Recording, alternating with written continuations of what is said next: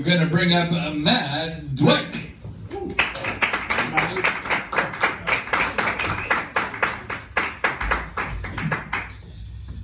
All right, so I had kind of a rough start today. I fucked up because I accidentally scared a woman on the way to the gym. One of my best friends lives on my street, and if I'm driving by and I see him out on a walk, I'll yell something at him as a joke. So this morning, I'm like creeping up behind him in my car, roll down my window and just go, "No!"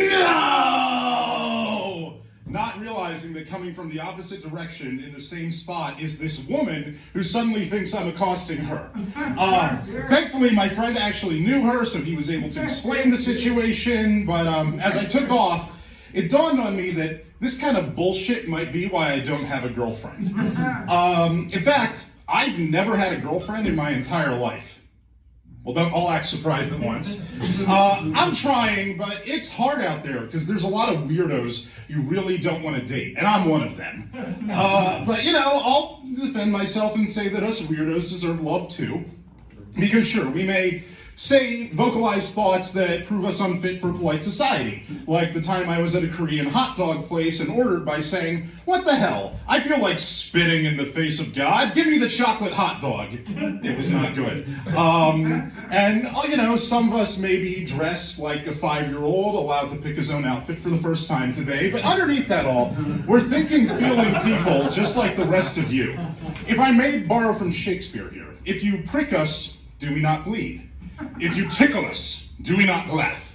If you poison us, do we not die? And if you wrong us, do we not sing the Star-Spangled Banner in Estonian? O Kasanaer, why is so good cool? So yeah, being the kind of guy who comes up with that bit might not score me the ladies, but it's all I know how to be. And honestly, I don't think I'm hopeless. I've actually come pretty far. I only started putting myself out there a year ago. Back then, I was a timid 31-year-old virgin, desperate for any female attention, who'd legitimately never been on a date or even kissed a girl before. Now it's all different. I've been on a bunch of dates, I've gotten some kisses, I've learned my value and how I deserve to be treated, and all that has transformed me into a strong, confident 32-year-old virgin, so I'm moving up in the world. And, you know, look, dating is frustrating, you know, especially when you're just starting in your 30s. If I had to say what the hardest part is, and just bear with me here, it's not turning into a misogynist. It was very easy to be feminist when I thought I had no shot with women, and so I wasn't interacting with them very often and couldn't get hurt. Watching other guys deal with women was kind of like shouting at a boxing match on the TV. You know, it's like, okay, keep your head cool, don't get too aggressive. No, don't open by talking about her tits, you fucking bum! Oh, he tried to touch her, but oh, she punched him in the jaw, good. Okay, that's the bell, good. Get him back to the corner, get him drinking his Respect Women juice. Now, I'm out there in the ring, and I'm getting nailed in the gut and trying not to shit my pants, okay? I have had a woman match with me just to tell me she'd be embarrassed to be seen with me. I went on a date with someone who couldn't make conversation unless she was high. I was ghosted on the very first date I was ever supposed to have in my life. It's fucking devastating. But, you know, I just keep in mind that women are people and any given person can suck, so it's not coloring my view of the gender. You know, I'm not like one stray Reddit post away from becoming an incel. Actually, I'm on a bunch of the dating subreddits, and it's weirdly helpful, not because of the advice people post, but from seeing the guys who are letting the bad experiences get to them.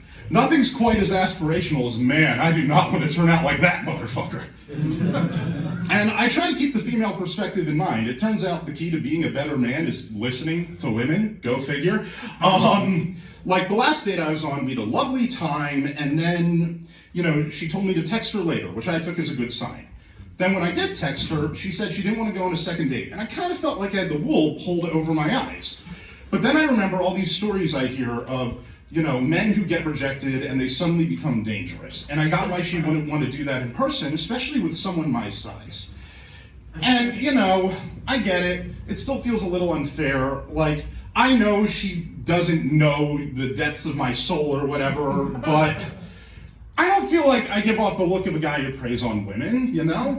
Now, so cards on the table. When I originally wrote this bit, I was pivoting into a joke about how I look like a different kind of predator, but a lot of my stuff's already self-deprecating, and I wanted to be kinder to myself. So to close things out instead, I'm just gonna keep things light and jovial, and now for a cheap laugh, the comedian will take off his pants. I did not say the comedian would take off all of his pants. All right, thank you. That's my time. I'm Max Dweck, and if you want to catch me, my pants are around my ankles, so I'm not going fast.